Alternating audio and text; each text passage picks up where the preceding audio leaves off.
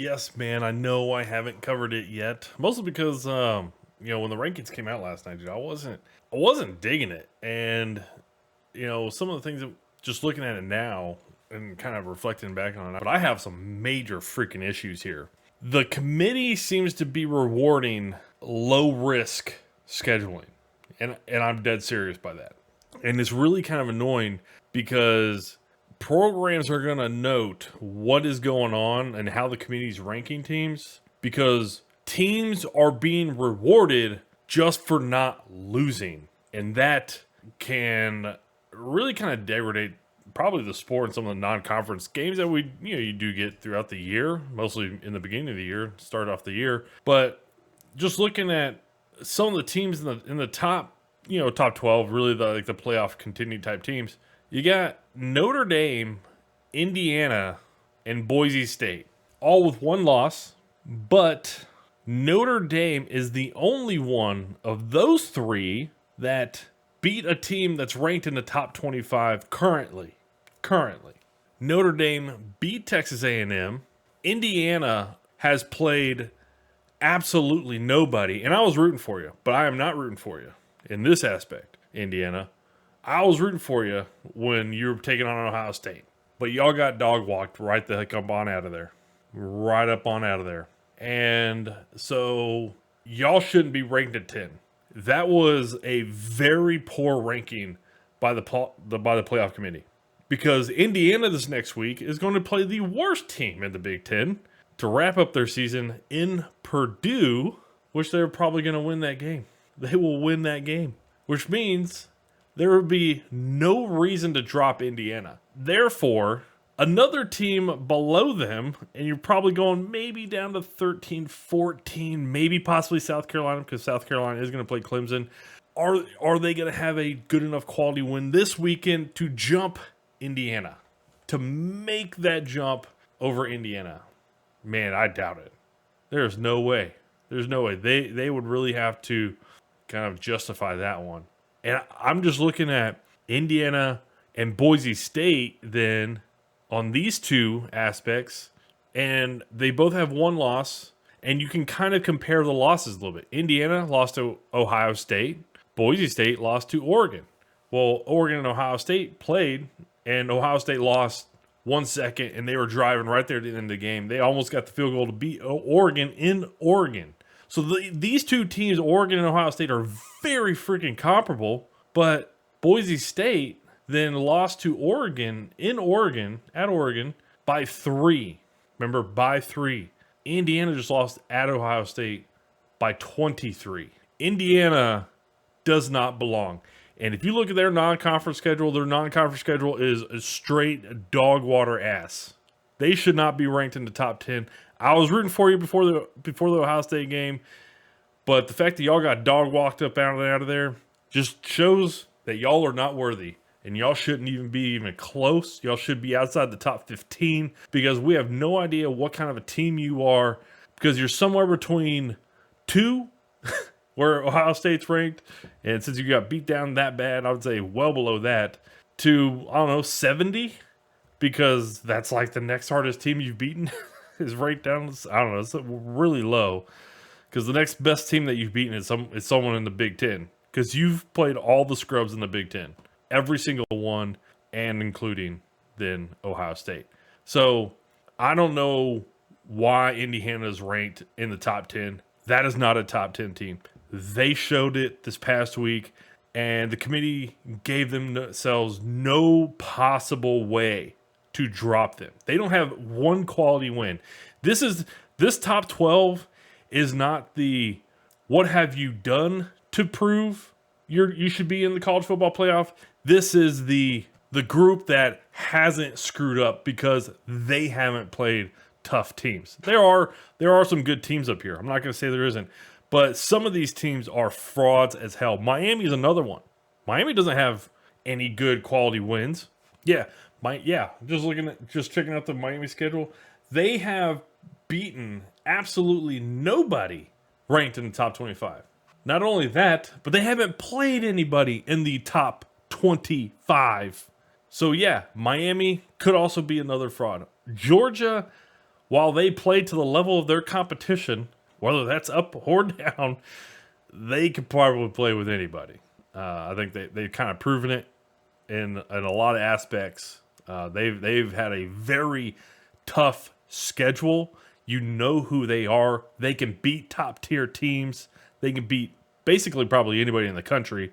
But since they play to the level of their competition, they can also lose to probably at least half the country. Jesus. Georgia. Tennessee, quality team. You know who they are. They've beaten some good teams. SMU, not going to say like a high-flying team, but they are a good team. They're a quality team. They are a team, not like Missouri. Missouri is talent, not a team. And so if you want to throw another one into there, Penn State. What is Penn State? I don't know. I don't know. I really don't. Are they the number 4 best team in the country? No, not really. Like they lost to Ohio State at home.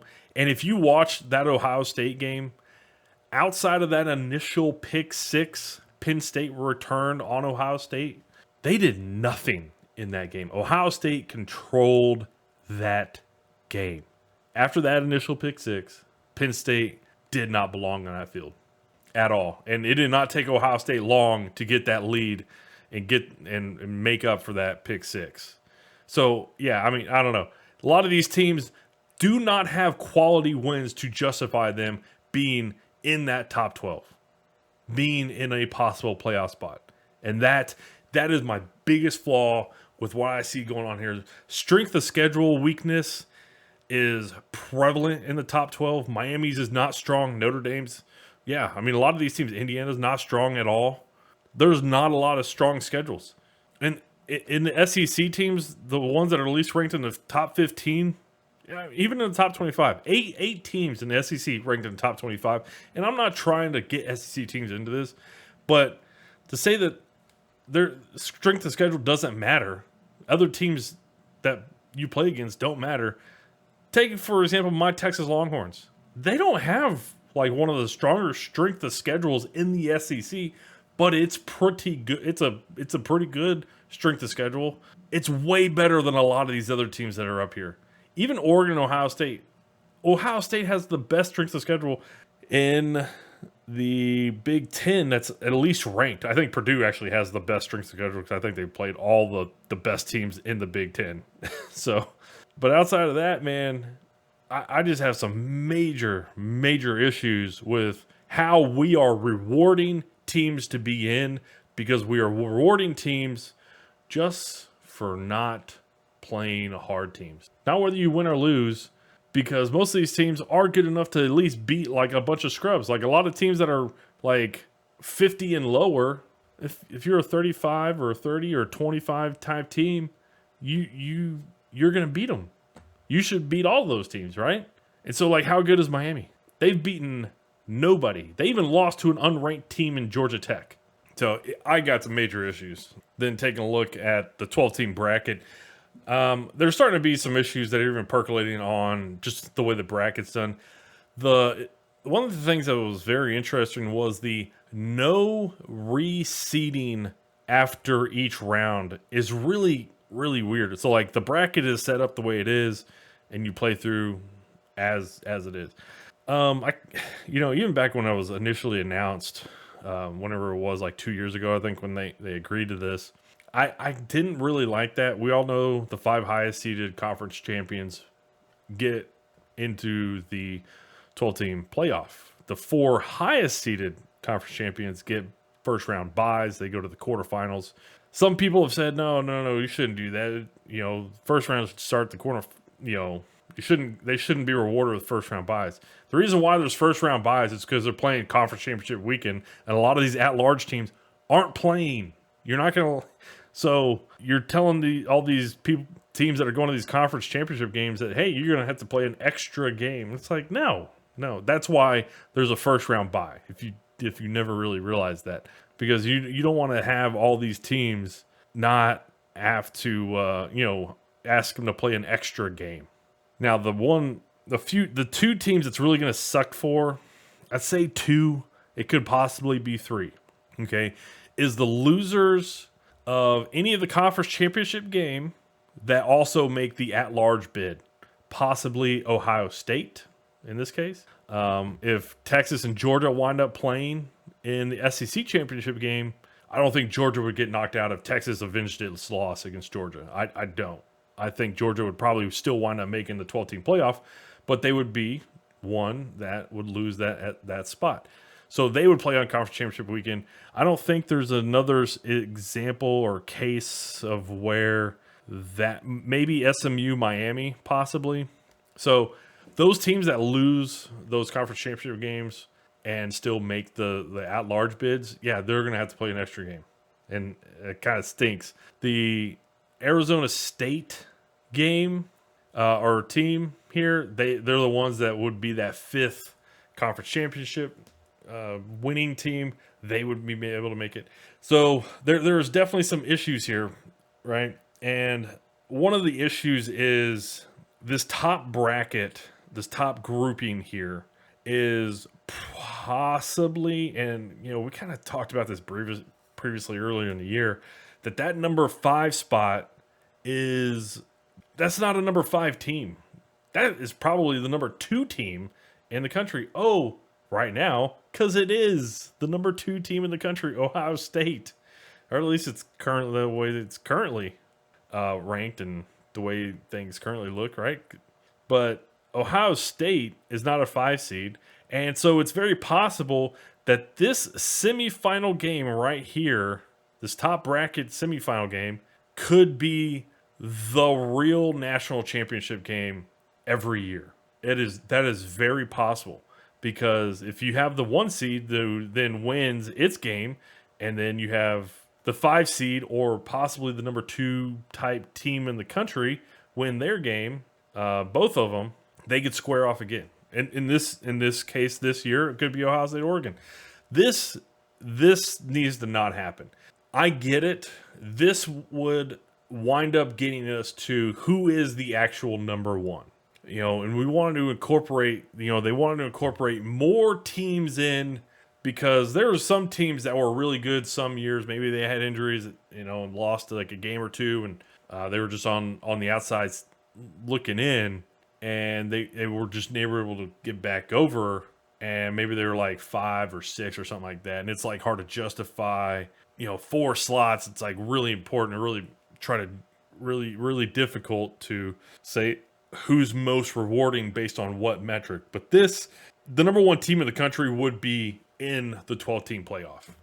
They would be in there. I have another scenario that I'll go into in a second, but really to fix that possibility, because the idea of a national championship and a playoff is at the end, you want to see the 2 best teams play in that national championship game, and we just need to have reseeding every round based on rank, not position, but college football playoff committee rank, not seeding. This is your seed. This is where you start.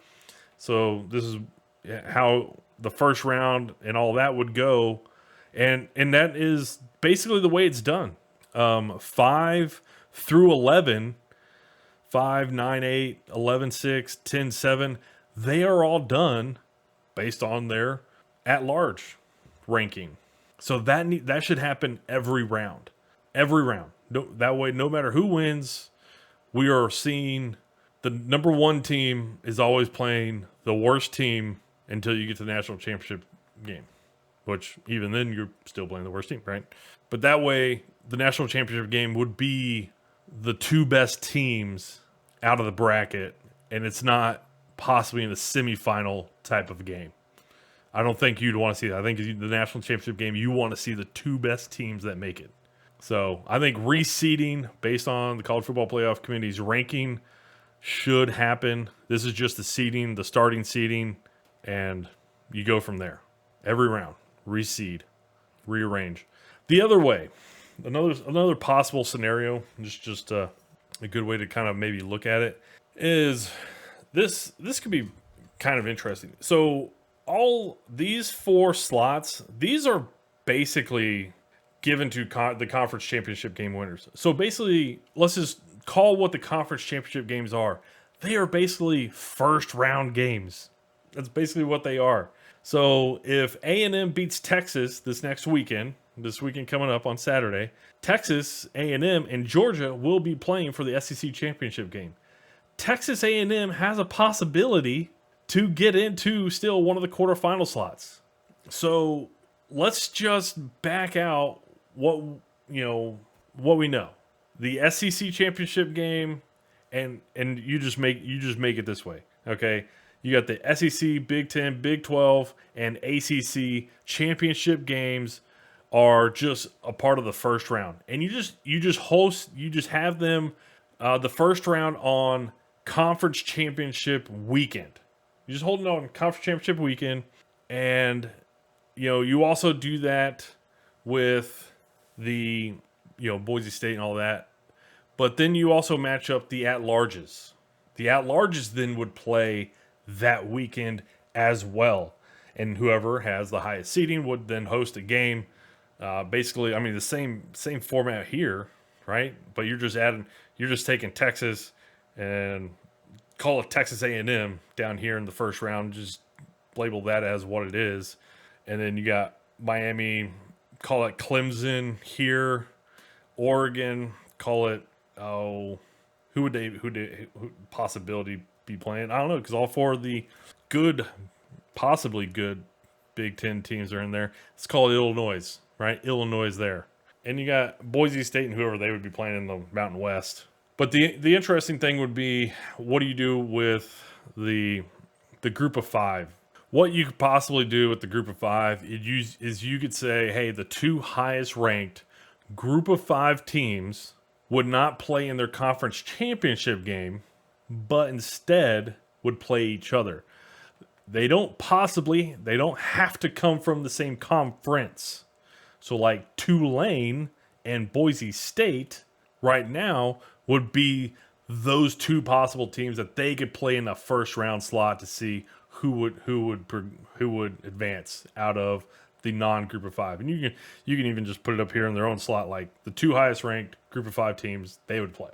Then, once you kind of see how all the conference championships line up, then you just start to fill in with all the at-larges. And then you just do a reseeding every round based on who wins.